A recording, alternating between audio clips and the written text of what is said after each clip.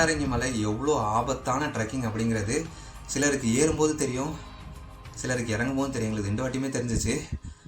இந்த மலையை பற்றி உங்களோட கருத்து என்ன, இந்த நம்ம ட்ரெக்கிங்கை பற்றி, இந்த கோயிலை பற்றி உங்களோட கருத்து என்னன்றதை கமெண்ட்டில் சொல்லுங்கள். எனக்கு தெரிஞ்ச நம்ம ஒரு கால்வாசி தூரம் தாங்க இறங்கியிருப்போம். இன்னும் நம்ம கீழே முக்கால்வாசி தூரம் இறங்கணும். அதோ தெரியுது பார்த்தீங்களா, அதோ அங்கே போகணும் மக்களே. போவோமா? ஓகே, வாங்க போவோம்.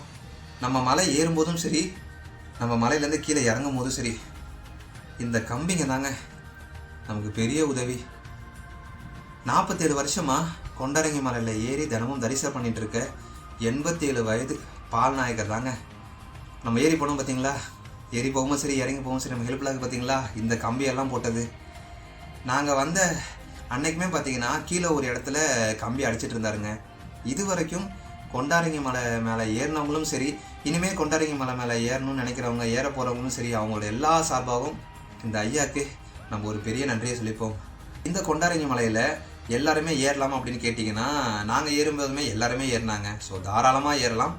ஆபத்தான இந்த கொண்டாரங்கி மலையை கொஞ்சம் கவனத்தோடவும் சிவபெருமான மனசை நினச்சிட்டு ஏறணும் அப்படின்னா, இது வரைக்கும் நாம் போகாத பயணமாகவும் இது வரைக்கும் நமக்கு கிடைக்காத அனுபவமாகவுமே இருக்குங்க.